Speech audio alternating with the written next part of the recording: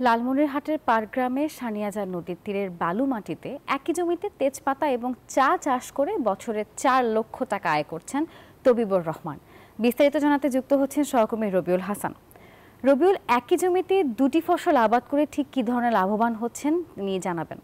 ধন্যবাদ নাফিসা। আপনি যেমনটি বলছিলেন যে লালমনিরহাটের পাটগ্রাম উপজেলার সানিয়াজার নদীর তীর অবস্থিত এবং বালু মাটিতে অর্থাৎ পতিত জায়গায় কিন্তু একজন কৃষক তবিবুর রহমান তিনি কিন্তু তার ৩ একর জমিতে কিন্তু চা বাগানের পাশাপাশি কিন্তু তেজপাতা জাতীয় মশলা জাতীয় কিন্তু গাছ লাগিয়ে কিন্তু বছরে ৩ থেকে ৫ লক্ষ টাকা আয় করছেন এবং আমরা সেই জায়গায় রয়েছি এবং আপনাদের যদি দেখায় যে এখানে কিছুদিন আগে কিন্তু এই তেজপাতার পাতাগুলো বিক্রি করেছেন। এই পাতা কিন্তু দেশের বিভিন্ন জেলায় যাচ্ছে এবং পাশাপাশি তেজপাতার গাছের নিচে কিন্তু চা বাগান রয়েছে। এই চা বাগানে কিন্তু পাতা কিন্তু সংগ্রহ করার পর এই পাতা কিন্তু পঞ্চগড় থেকে শুরু করে সব জায়গায় যাচ্ছে এবং এই পাতা থেকে কিন্তু চা হচ্ছে। যে একই জমিতে দুই ফসলে কিন্তু কৃষক লাভবান হচ্ছে। এই জমিগুলো কিন্তু আগে বালু মাটি থাকাতে কিন্তু এই কৃষক ব্যতিক্রমী উদ্যোগ গ্রহণ করেছেন এবং উদ্যোগ গ্রহণ করার পর কিন্তু প্রতি বছরে কিন্তু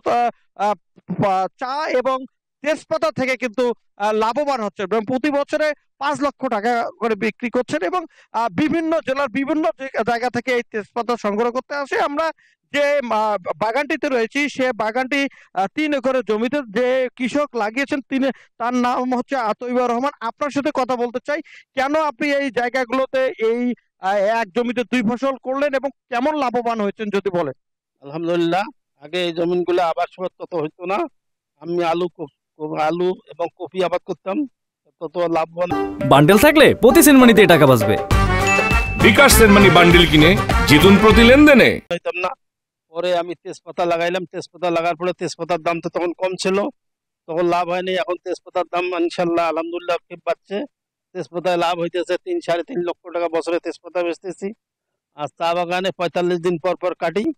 ৪৫ দিন পর পর কাটিলে আমার এখানে বিক্রি হইতেছে ৪৫,০০০-৫০,০০০ টাকা। তার মধ্যে খরচ হইতেছে ১৫-২০,০০০ টাকা, ২০-২৫,০০০ টাকা ৪৫ দিন পরে আমার আসতেছে। আলহামদুলিল্লাহ বছরে আমার সব মিলিয়ে ৪-৫ লক্ষ টাকা আসতেছে। এই তেজপাতা কোথায় কোথায় যাচ্ছে? তেজপাতা যাইতেছে ইয়াতে যাইতেছে, মানে ঢাকা যাইতেছে, ময়মনসিংহ যাইতেছে, বিভিন্ন জায়গায় যাইতেছে, হারাঘাট যাইতেছে। মানে বিভিন্ন জায়গা থেকে পাইকার মহাজনরা আছে কাটি নিতেছে, আমাদের কোনো খরচ নেই। ধন্যবাদ আপনাকে। আমরা শুনছিলাম একজন কৃষক তবিবুর রহমান তিনি কিন্তু এই যে চাষ করেছেন বাজারে কিন্তু নিয়ে যেতে হচ্ছে না, তার নিজের জমিতে কিন্তু পাইকাররা এসে কিন্তু নিজেই নিয়ে যাচ্ছে, তাতে কিন্তু তার খরচ নাই। এতে কিন্তু তিনি লাভবান হয়েছেন। তবিবুর রহমানের মতো কিন্তু আরো অনেক কৃষক রয়েছেন, তারা কিন্তু এক জমিতে ৩ ফসল করছেন, ২ ফসল করছেন, এতে কিন্তু কৃষকরা লাভবান হচ্ছেন। এই ছিল আমার কাছে সর্বশেষ। ফিরে যাচ্ছি স্টুডিওতে।